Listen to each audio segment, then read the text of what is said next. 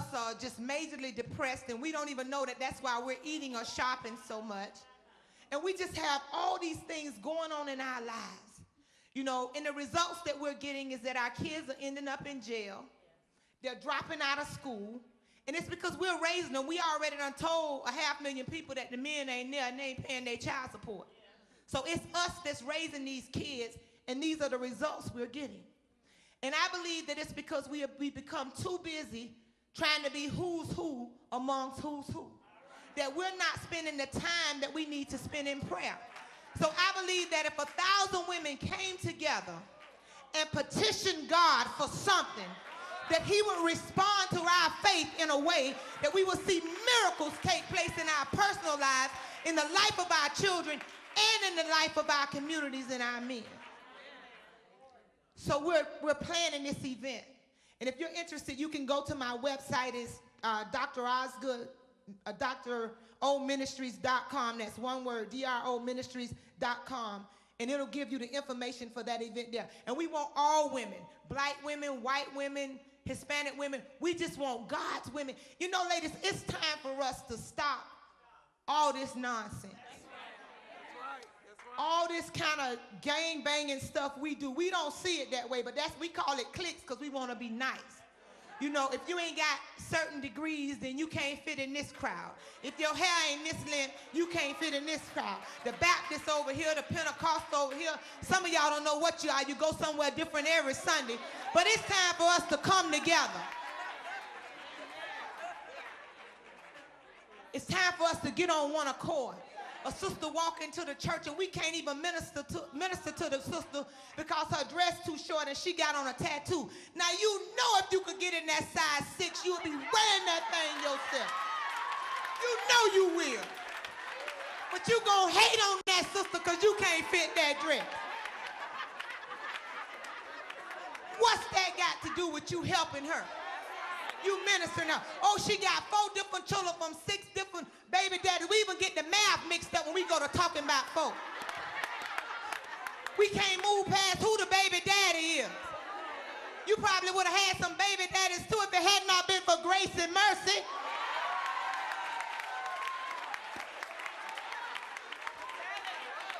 But it's time for us to come together and get serious about God's business. And get serious about those older women. They stuck to God. They stuck together. If you didn't have peanut butter and jelly, you could go next door and get the jelly and go to the other side and get the peanut butter. I don't know about y'all. I'm from the hood.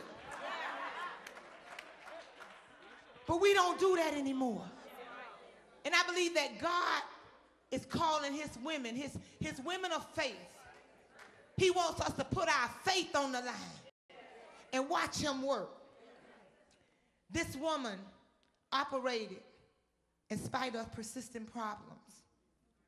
She operated in spite of pitiful people. And finally, I believe she teaches us how to operate in spite of petty pontification. The Bible says that she kept asking Jesus. Then Jesus calls her a dog. He uses the Greek word konarion, which means little dog, a puppy. You know, it's several classes of dogs. Hound dogs, hunting dogs, wild dogs, bulldogs, junkyard dogs. All of those are outside dogs. And right about here, this sister really grabbed me because this sister had a faith that was unmovable, a faith that was unshakable.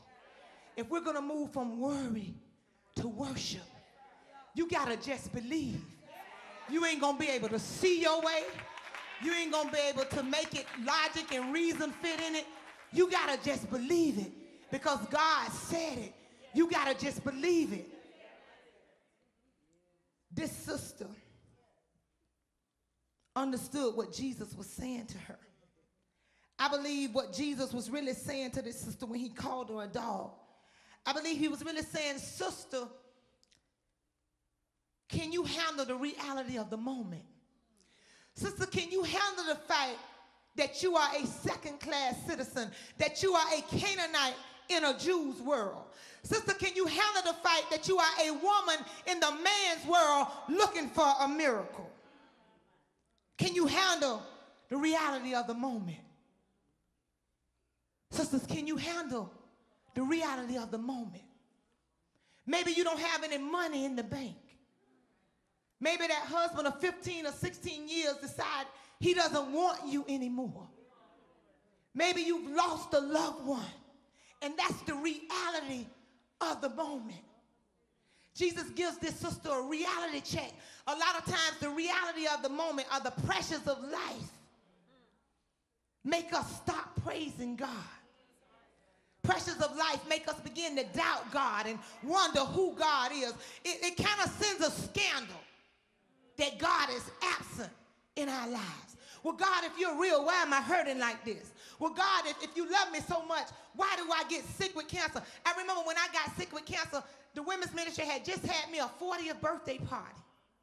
3 weeks later, I got diagnosed with Hodgkin's lymphoma in my throat. Now, I'm not doing drugs. I'm going to church. I'm working in ministry. I'm doing all the good works that church people do.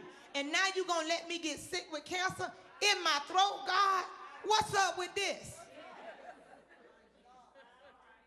Sometimes life forces us to a series of interrogatives. That's right. That's right. Because we can't figure God out. Paul taught us that lesson. Paul says, that I will not to do is exactly what I do. Even when I try not to mess up, I mess up anyhow. And you know, Paul was brilliant. He spoke over 14 different languages. He graduated from the University of Jerusalem. He studied with some of the greatest philosophers of all time. And he ended up at the end of the day saying, God, you know what? I can't figure you out. But I'll just settle and resolve on the fact that your grace is sufficient. Your grace is sufficient. Sometimes we don't have the answer. We don't know why God is doing what he's doing. And this particular woman, remember I told you she was a pagan woman. So let me drop this in here on you. She was a pagan woman.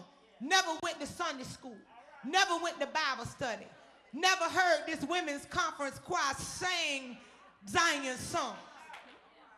But she had tried everything else. And nothing worked. And I believe she came to a point where she said, let me just try Jesus. Let me just try Jesus. Money can't fix your situation. Dressing up can't fix your situation. No matter how you get your hair done, no matter how long, even what color you get it, if you got your blonde hair and your blue eyes in, you still hurting. You can't fix your situation. She was operating in obscurity. And she said, let me try Jesus. She engages Jesus and she tries Jesus. And I believe this is a time we go through these periods in life where James talks about him. He tells us that our faith is being tested. If we want a driver's license, we have to take a test. If you want a degree, you used to have to take a test. Now you can buy them offline like some of y'all do. But most things in life that we want, there's a test for it. And in this spiritual journey, there are some tests that come our way. And every now and then, sisters, you find yourself on the end of a dead-end street. And what's so amazing about God is he always shows up on the end of that dead-end street and give you a detour sign to lead you back to the main highway. But watch this. Every now and then, before we can get back on the main highway that's going to put us back in God's will for our lives, we have to pay a toll. That's right. That's right. And most of us don't want to pay the toll. We scrunch in the bottom of that purse. You know that toll was there getting